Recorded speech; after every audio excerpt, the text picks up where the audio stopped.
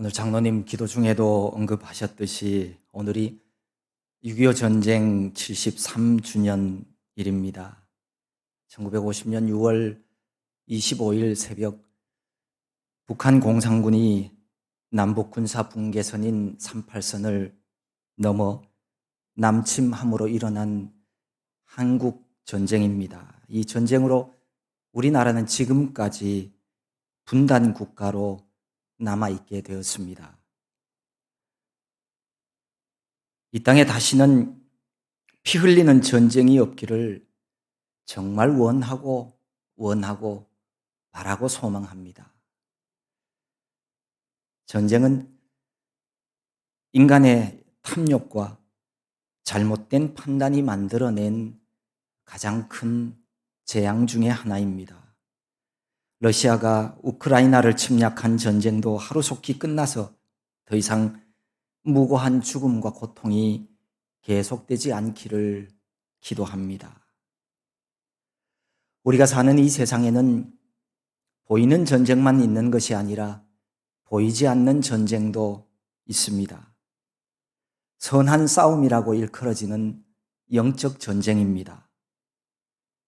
악한 영인 사탄이 인간을 멸하기 위해서 입 벌리고 달려들고 있습니다. 이 영적 싸움에서는 누구든지 반드시 승리해야 합니다. 여기는 우리 모두가 언젠가는 단 한 번의 생이 끝나고 나면 이 세상에 우리의 삶에 대한 평가가 있습니다. 생명의 주인이신 하나님의 말씀대로 잘 살아낸 자에게는 영원한 생명이 주어집니다. 하지만 악한 영의 유혹에 넘어가서 인생의 목적을 잃어버렸거나 영적 전쟁에서 패배한 자에게는 그 책임을 물으실 것입니다. 그러므로 우리는 늘 기도와 간구로 깨어 있어서 진리 안에서 살아가야 합니다. 좁은 길, 생명의 길을 끝까지 잘 걸어가서 최후 승리를 얻는 저와 여러분 모두가 될 수 있기를 바랍니다.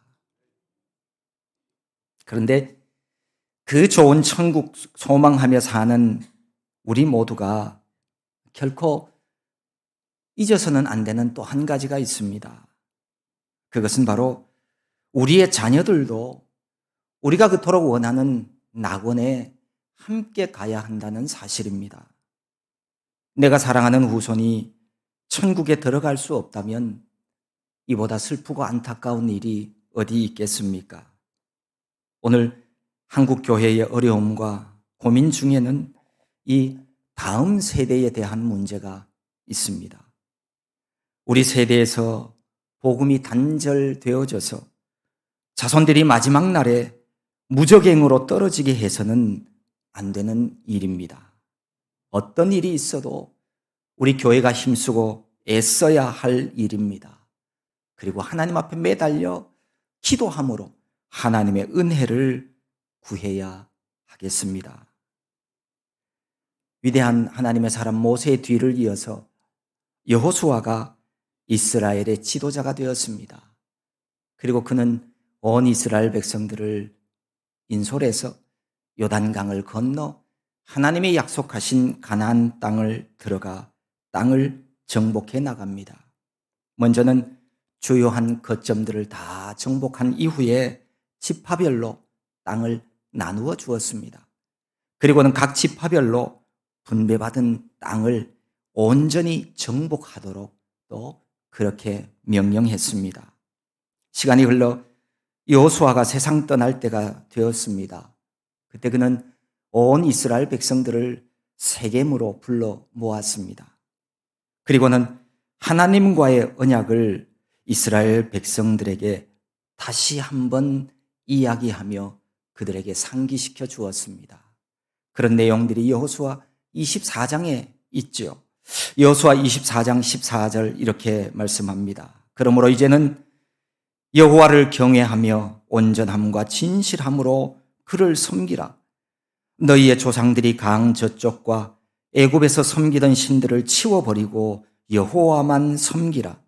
만일 여호와를 섬기는 것이 너희에게 좋지 않게 보이거든 너희 조상들이 강 저쪽에서 섬기던 신들이든지 또는 너희가 거주하는 땅에 있는 아모리 족속의 신들이든지 너희가 섬길 자를 오늘 택하라. 오직 나와 내 집은 여호와를 섬기겠노라. 이에 백성들은 결단코 여호와를 버리고 다른 신을 섬기지 않겠다고 약속합니다. 오직 우리 여호와 하나님만 섬길 것이라고 다짐하였습니다. 그들은 여호수아가 살아있는 동안에 정말 하나님을 잘 섬겼습니다. 그런데 여호수아가 110세에 죽어 에브라임 산지에 장사되어지고 그 세대 사람들이 세상을 떠나자 이스라엘 백성들은 하나님을 버리고 우상을 섬기며 하나님 앞에서 악을 행하는 자들이 되었습니다. 이러한 상황을 오늘 본문 10절 말씀에는 이렇게 기록하고 있습니다.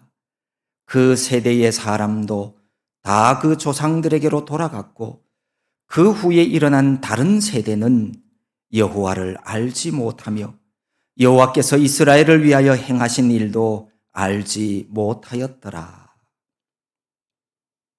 안타깝게도 여호수아 이후 후손들은 하나님을 알지 못했습니다. 아니, 하나님을 믿지 않았습니다. 하나님께서 그 이스라엘 백성들을 위해서 행하신 모든 일들도 다 잊어버렸습니다. 알지 못했습니다.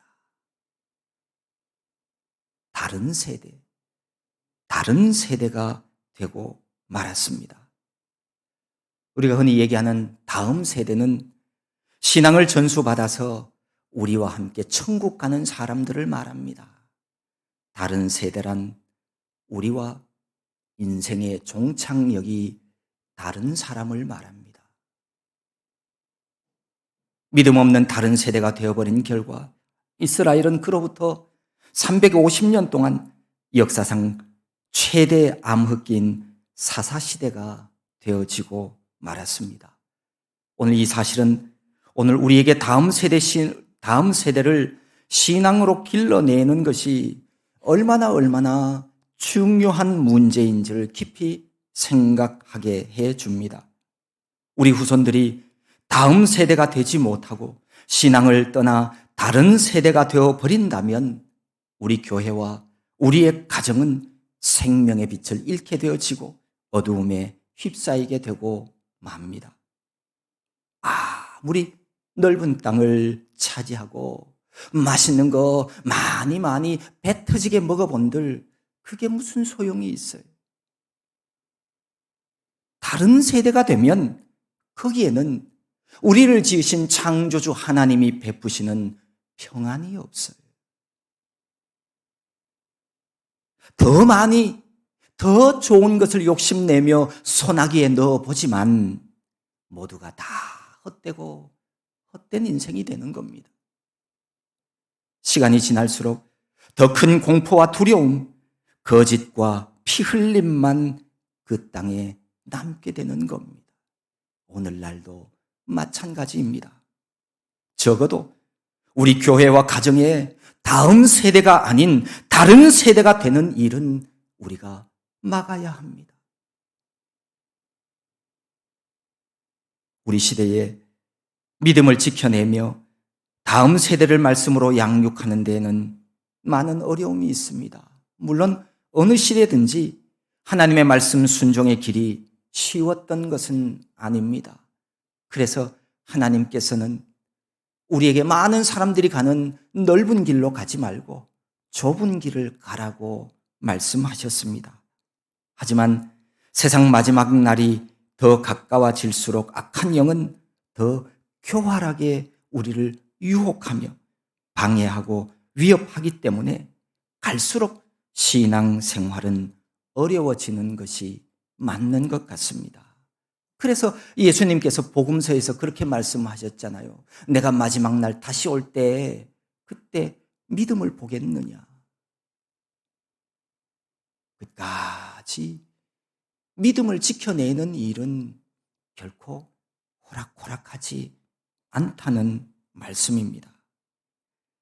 온 세상을 뒤덮은 포스트 모더니즘의 이런 사상적 흐름은 어른뿐만 아니라 어린 우리 다음 세대들에게도 나쁜 영향을 미치고 있습니다. 진리를 거부하면서 그저 자신의 생각과 내 판단만으로 살아가려고 그래요. 남이야 어떻게 하든지 나는 내가 하고 싶은 대로만 하며 살아간다는 것, 그게 행복인 줄 알아요. 늘 언제나 내가 내 인생의 주인공 되기를 원하지 하나님께 순종하는 믿음은 별로 관심을 가지지 않으려고 합니다. 세상을 닮아가고 세속적 가치관 가지고서는 하나님의 나라를 결코 유업으로 얻을 수 없습니다. 여러 환경과 시대적인 어려움이 있음에도 교회는, 주님의 몸된 교회는, 예수 그리스도의 피로 구원받은 교회는 믿음의 다음 세대 세우는 일에 힘써야 합니다.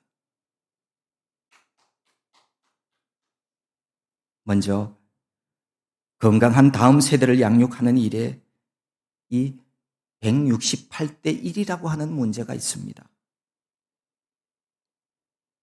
언제부터인가 교회 다니는 부모들, 심지어 재직들 가정에서조차도 신앙교육은 다음 기회로 미루는 경향들이 나타났습니다. 주일 예배나 교회 활동보다는 학교 공부를 원합니다. 시험 기간이 되면 당연히 교회 안 와도 되는 것으로 그렇게 인식하기 시작합니다.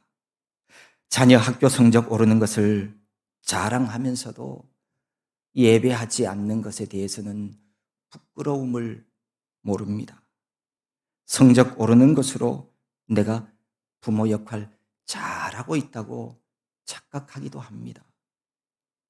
그로 인해 다음 세대들은 일주일에 1시간 예배하는 일조차도 제대로 예배하지 못하는 경우가 많습니다. 최근에는 교회학교 교사나 심지어 교역자들도 주일날 왜 교회 안 왔냐고, 주일 성수해야 된다고 권유하기가 참 어려워지고 있습니다. 한마디로 주일 성수하지 못하는 일에 부모의 영향이 아주 지대합니다. 예배의 자리를 떠난 다음 세대는 다시 그 자리로 돌아온다는 보장이 없습니다. 하루 24시간을 일주일인 7일 동안 합치면 그게 168시간이 되어집니다. 우리 자녀들이 168시간 일주일 내내 세상 지식과 삶을 듣고 보고 배우며 이야기하면서 그렇게 살아갑니다. 반면에 하나님의 말씀을 듣고 예배하며 성경적인 가치관을 세워가는 시간은 일주일에 고작 1시간 뿐입니다. 주일 오전. 아무리 질 좋은 교육이 거기에서 이루어진다 한들 달랑 1시간의 신앙 교육과 예배를 통해서 나머지 시간들 167시간 동안 세상에서 배우는 사고방식과 가치관을 이겨내고 믿음 생활을 한다는 것, 이거는 애초부터 불가능합니다. 신앙적으로 성숙한 어른이라도, 성숙한 믿음의 사람이라 할지라도 일주일에 딸랑 1시간 가지고 그 믿음을 지켜간다? 아니요.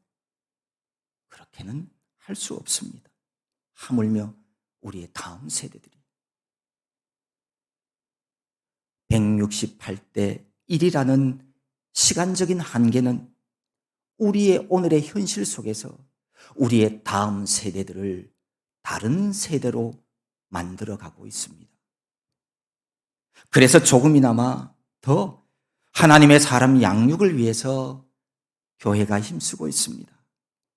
오후 예배 1시간이라도 더 예배하는 자녀 되게 하려고 점심 식사 후에 제자 교육이나 부서별 활동 시간을 마련하고 하려고 합니다.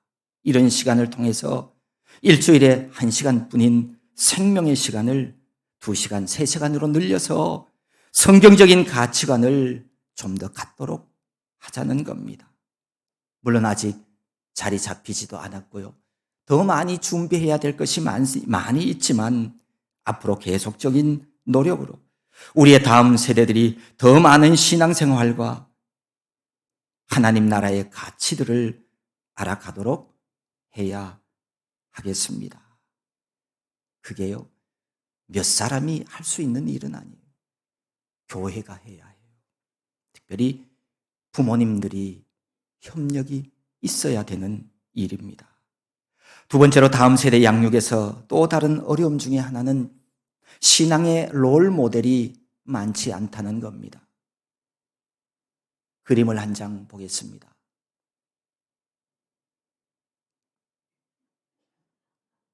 사람은 누군가를 보고 따라하면서 배우게 됩니다. 처음에는 똑같지 않더라도 시간이 흐르는 동안 그와 같은 삶을 닮아가게 됩니다. 다음 세대 신앙 교육에도 필요한 것이 롤 모델입니다. 롤 모델이라는 이 말은 사전에서 이렇게 정의를 합니다. 자기가 해야 할 일이나 임무 따위에서 본받을 만하거나 모범이 되는 대상, 선한 영향력을 끼치는 롤 모델이 있다면 흔들리지 않을 만큼 견고하고 튼튼하게 그의 믿음이 성장해 갈 수 있습니다. 그런데 신앙생활을 어떻게 해야 하는지 잘 모르는 성도들이나 다음 세대들이 본받고 따라할 만한 모델이 그리 많지 않다는 겁니다.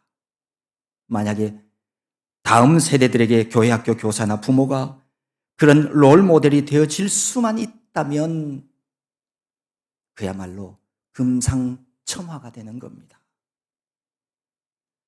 하나님의 말씀인 성경 말씀을 보면 자녀들에게 있어서 부모는 성경을 가르치는 교사요, 신앙생활이 무엇인지를 보여주는 모델이 되어야 한다는 것을 말씀하고 있습니다. 아무리 아니라고 해도 사실 부모에게는 거룩한 부담감이 있습니다. 다음 세대를 신앙으로 잘 양육하는 일이 얼마나 중요한 일인지 하나님은 신명기 6장에서 이렇게 말씀하셨습니다. 이스라엘아 들으라.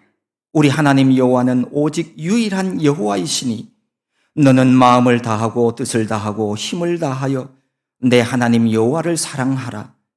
오늘 내가 네게 명하는 이 말씀을 너는 마음에 새기고 내 자녀에게 부지런히 가르치며 집에 앉았을 때든지 길을 갈 때든지 누워 있을 때든지 일어날 때든지 이 말씀을 강론할 것이며 너는 또 그것을 내 손목에 메어 기호를 삼으며 내 미간에 붙여 표로 삼고 또 내 집 문설주와 바깥문에 기록할지니라. 이 말씀은 다음 세대 신앙 교육의 핵심을 짚어주고 있습니다. 부모가 먼저 마음을 다하고 뜻을 다하고 힘을 다하여 하나님을 사랑하라는 겁니다. 그리고 나서 이 신앙을, 이 뜨거운 신앙을 물려주라는 겁니다. 그들에게 가르치라는 겁니다. 다음 세대 신앙 양육의 핵심은 부모 세대들이 영적 각성을 일으켜서 신앙의 모범 운동을 먼저 이루어야 합니다. 잔소리가 아니라 삶으로 보여주는 복음이 있어야 한다는 말씀입니다. 이런 부모의 롤 모델을 따라 부모와 자녀 상호적 성장을 이루어내어야 합니다. 롤 모델이라고 해서 완벽해야 한다는 의미는 아닙니다. 거짓 없는 진실이면 그것으로 충분합니다. 우리의 자녀들도 부모님이 완벽하지 않다는 것 다 알고 있습니다. 그것 때문에 신앙이 흔들리지는 않아요. 부모의 영적 성장 없이 자녀들이 성장할 수는 없습니다. 자녀는 부모의 삶을 따르게 되어 있습니다. 사람은 자기 눈으로 보지 못한 일은 행동으로 잘 나타내지 않습니다. 주일 성수하지 않는 부모 밑에 굳건한 믿음 가진 자녀는 거의 찾아볼 수 없습니다.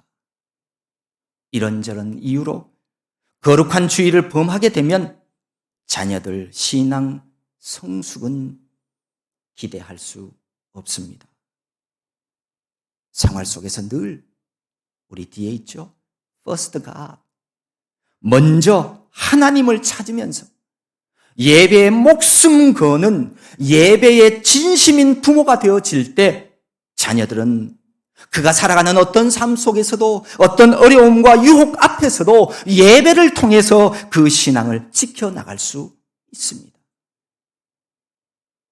다음 세대에게 바른 신앙 유산을 물려주는 일은 너무도 중요한 사명이 아닐 수 없습니다. 신앙의 대를 이어가는 일에 있어서 중요한 것은 자녀들이 부모의 신앙을 직접 몸으로 체험할 수 있게 해주는 일입니다. 어떻게 예배하고 기도하고 찬송하는지 부모 옆에서 보며 배워가도록 하는 것이 사실은 좋습니다. 그런데 오늘의 현실은 자녀들과 항상 따로 떨어져서 예배하기에 신앙의 대를 이어주는 일이 쉽지 않습니다. 신앙적인 공감이 없는데, 형성되지 않는데 어떻게 신앙의 계승이 이루어질 수가 있겠습니까? 성경적으로 보면 신앙 교육의 주체는 부모이고 신앙 교육의 장소는 가정입니다. 자녀 신앙 교육을 교회에 온전히 맡기려고 하는 생각은 잘못된 생각입니다. 그래서 실패하는 겁니다. 다음 세대 신앙 전수를 위해서는 올바른 가치관의 믿음을 가진 부모가 반드시 주체적인 역할을 해야 합니다. 교회 학교와의 연대와 협력은 그 다음의 문제입니다. 부모 신앙 생활 속에 살아계신 하나님이 존재할 때 그 자녀들은 믿음의 다음 세대로 든든하게 서가게 될 것입니다. 오늘 한국교회 위기는 우리의 미래인 어린이, 청소년, 청년들이 교회에 남아있지 않게 되는 데서부터 시작되었습니다. 그래서 건강한 다음 세대 세우는 일은 교회의 아주 중요한 사명입니다. 성도라면, 예수 그리스도로 말미암아 구원받은 성도라면 하나님의 말씀과 진리 앞에서 현재 우리의 모습을 냉정히 평가해보고 다음 세대의 생명을 살리기 위한 헌신적인 노력을 기울여야 할 때입니다.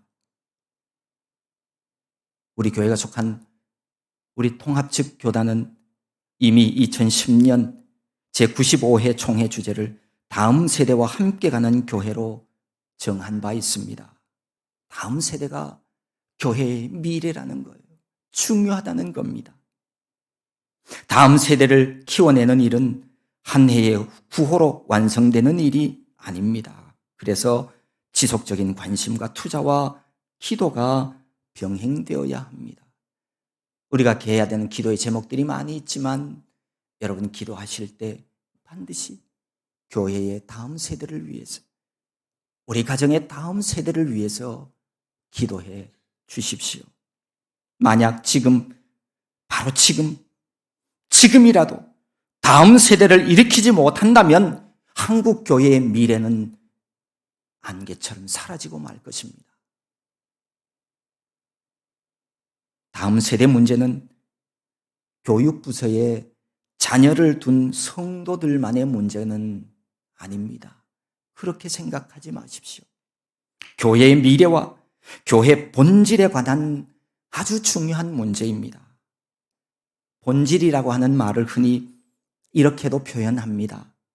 그것으로 하여금 그것되게 하는 것. 교회로 하여금 교회되도록 하는 것이 교회의 본질입니다.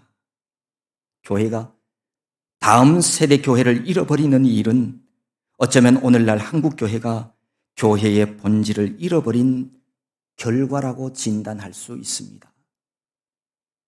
미래 교회요, 신앙의 다음 세대가 사라져가는 이유는 우리 교회가 교회의 본질을 잃어버렸기 때문이, 교회 되지 못하게 하는 교회, 그것은 교회가 본질에서 벗어나 있다는 사인이에요.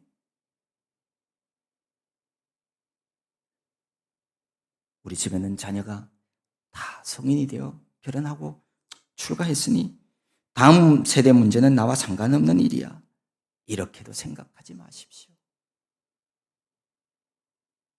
그들도 다시 돌아와야 될 사람들입니다. 예수 그리스도의 품 안으로 돌아와야 할 사람들입니다. 교회가 든든히 서 있어야만 지금 교회를 떠난 이들도 다시 돌아올 것 아닙니까? 내 손자 손녀들이 구원 얻을 수 있는 구원의 방주를 존속시켜 놓아야 하는 이유입니다. 후손들이 다시 돌아올 교회가 없어진다면 그들이 구원의 자녀가 될 가망성은 없게 되는 겁니다.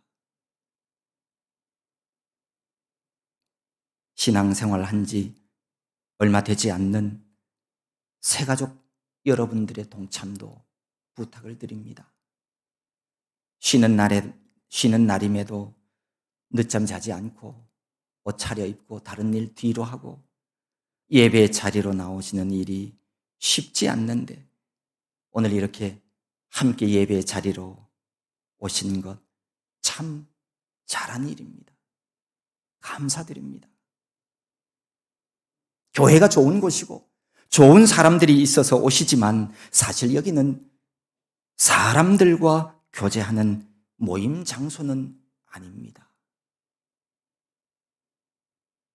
이 땅의 삶을 우리 모두가 다 살고 난 후에 천국에서 영생복락을 누리기 위해 예배 자리로 오는 겁니다. 그런데 가만히 생각해 보십시오. 흔히 그렇게 얘기하지 않습니까? 이 세상에 쉬운 일은 하나도 없어. 그래, 쉬운 일이 어디 있어요? 하나도 없더라고요. 하물며 영원한 생명 얻는 일이 쉽겠습니까?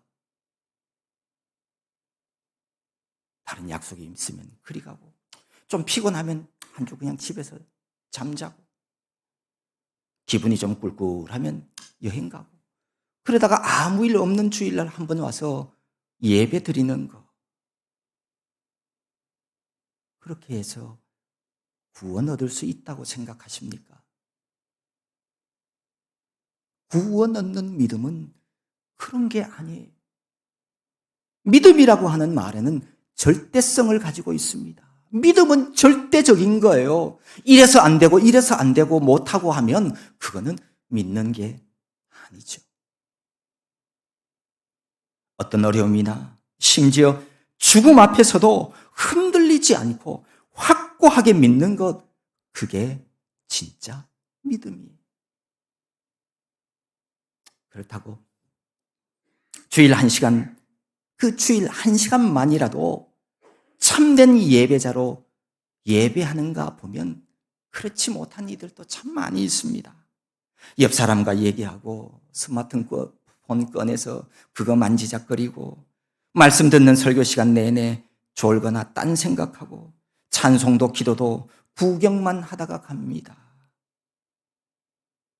1시간 있었지만 내가 하는 찬송, 내가 드리는 기도, 내게 주시는 하나님의 말씀은 어디에도 없어요. 그거는 참된 예배가 아닙니다. 설교 시간 선포되는 말씀을 통해 내 영이 찔림을 받고 변화되어지는, 바로 그것이 그런 예배가 진짜 예배가 되는 거예요. 예배가 지루하고 힘든 이유는 아직 내 안에 성령님이 주인이 되지 않았다는 증거예요. 하나님과의 교제의 시간이 더 필요합니다. 좀 더 열심을 내십시오. 그리고 모이는 일에 힘쓰십시오. 체험 신앙을 가져야 흔들리지 않습니다. 아직 믿음에 대해서, 신앙생활에 대해서 나는 잘 몰라요. 물론 아직 잘 몰라도 괜찮습니다.